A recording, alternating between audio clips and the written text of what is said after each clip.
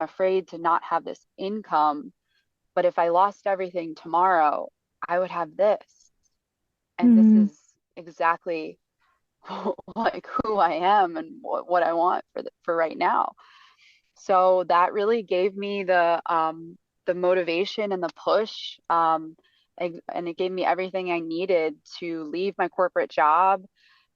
Within a couple months, I left my corporate job. I got divorced. I moved off grid, and I started living this life of other possibilities. Like the life I live now is like I live in communities and I exchange my time, my energy, my skills, my gifts, um, in exchange for a space to live and food, and then I just live more in alignment with myself, of like developing like who I am and then offering that to the world, rather than it being like some sort of separate way of like working the job to get the money so that I can live my life. It's like I'm just living my life, and there is no like separateness anymore. It's just all connected.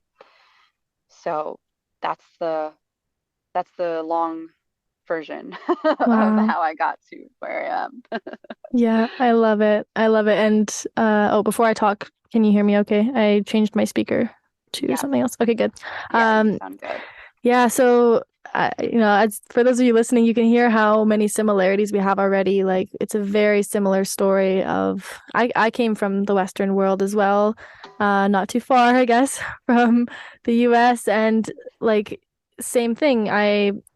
Because though I was younger, so I was in school, but I was so entrenched in that like busy life, and I knew that for me it was different because I knew that at the end of it there was going to be something more. But even when I was planning to become a police officer, I was focused on what's going to bring me income. And I was a little bit brainwashed by the school system at that point. Like I had almost forgotten what my parents had taught me growing up, that not to do that kind of thing, to do what everyone else isn't doing. But I lost that along the way. And then, yeah, but at some point I listened to my intuition when it told me to come out here. And I'm also trading my skills for accommodation and living like a gypsy. And same Mm. thing. And I've found, I think, just a very similar type of I found myself, and I found that a similar thing as you is like being on my own and having such little things, like having almost nothing physically, gives you so much more clarity in your mind. And I noticed that as soon as I started Mm. traveling by myself, I had nothing really, and I had more peace in my mind than I've ever had. And so I really relate Mm. to everything that you're saying. It's just life changing. Mm. Wow. Yeah, that's so beautiful and so powerful.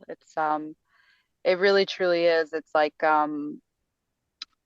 your space, and I find myself as I go through life, I'm downsizing, I'm downsizing, I'm downsizing, and I continue to do that because it's like we just have so much, we have everything we need. We always do. And that's something I continually say, not just for others to hear, but to remind myself.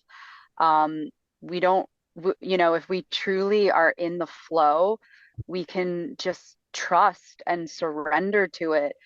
And we will always either have what we need or get what we need, by living in alignment with like ourselves and listening to that inner voice. It's it's powerful. Oh, definitely. And like you've mentioned, as soon as you, or at least you've mentioned to me before the call, is like as soon as you step into who you truly are, like you answered that screaming call to be who you're meant to be. You're meant to be this yoga, ecstatic dance instructor, free, living naked on the beach and dancing with hippies. Like that's what you're meant to be doing with your time right now. And it's not meant to be in a corporate job. Like once you stepped into that role and just started being who you really are, that's when everything unfolded for you, right? Like, and then the opportunities that Mm. started to come up for you around that, like how you mentioned going back to New York and how everything has changed for you. Like, do you want to talk about that at all? Yeah. Whew.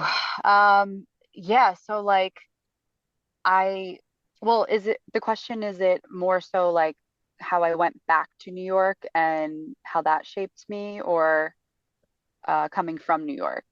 Well, both, honestly, anything. But I was thinking in my head of like when, and I might be skipping a step here, but when you left New York, and before you left, there were these, you were trying to get ecstatic dance started, you were saying, and then Ah, the opportunities didn't come up for you because you weren't fully stepped into your being, and then you went to Hawaii and you went traveling, and then as soon as you came back, like all of these opportunities started coming to you, right? yeah, absolutely. Yeah, so it's interesting. When I'm in like true alignment with myself, and this is for everyone, you become magnetic. So it's like whatever you want in life, it's there is no trying, it just is.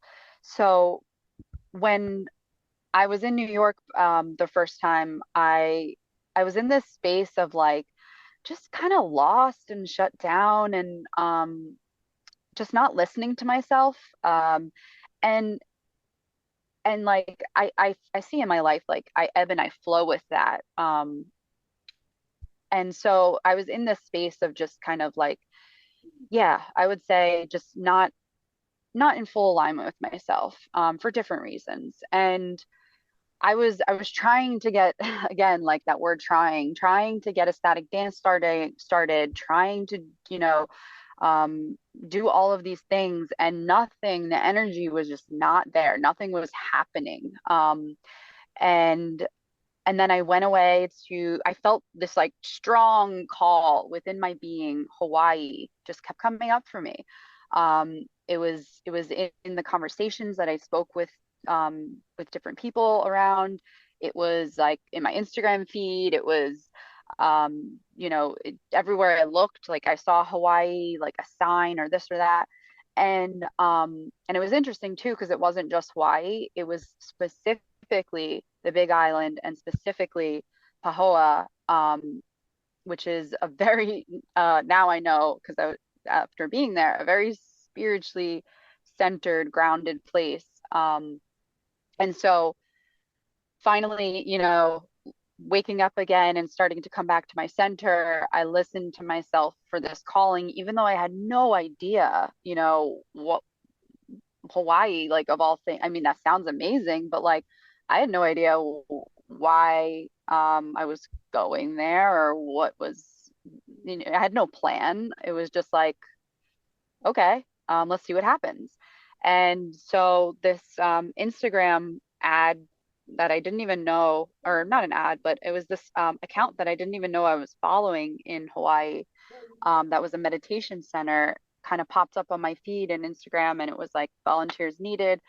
And at first, that limiting belief of like, there's probably going to be, 100 people applying for this. Like, I'm not going to even, who am I? I'm not going to even try. What do I have to offer? And um, and then, noticing that, and then realizing like a couple months later, like what, or however long later, I was like, why would I not even apply? Like, I'm not even giving myself the chance. Like, you know, do it, step into this. And Mm-hmm. so I finally did. And, when you're in alignment, everything just flows and everything is easy. So it was like, I applied within a couple of days, I heard back, and it was so easy. It was like I had the interview, it was beautiful. And the next thing I know, I'm booking my flight and I'm in Hawaii. And I even remember right before I went, I started to kind of go back and forth because there was so much lining up and in the works for me in Florida, that I was like, why? It feels like Hawaii is just like a speed bump at this point. Like, why am I even going there? I don't even see the purpose. I don't see a reason. Um, and and that's been a big thing in my life too. It's like we like to think about things logically. Like we like to be like, okay, if I do this, I'm going to get this. And a lot of times that's not how life works. There's so much magic in the unknown and just trusting. So I the logic in me was like, there's no purpose to this. Why am I doing this? But there was something in my being that was calling me there. And so I was like, let me just listen to this. And I did. And I went to Hawaii. I was there for 2.5 months, work exchanging at a meditation center, teaching yoga and preparing food and just helping out with housekeeping and different stuff.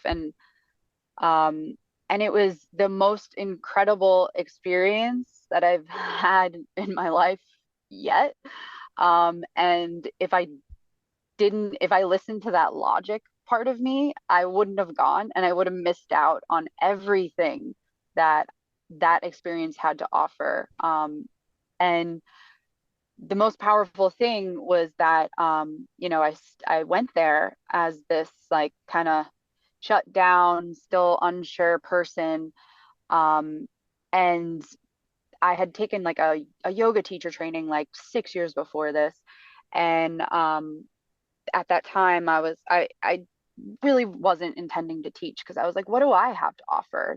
That limiting belief of like, I'm not enough. Mm-hmm. And that's where, the power of hearing and noticing these limiting beliefs, feeling that discomfort, but then stepping through it and doing it anyway. Um, that is where the magic and the power lies, because Mm-hmm. I was able to step up to the plate as they needed yoga teachers um, at this meditation center.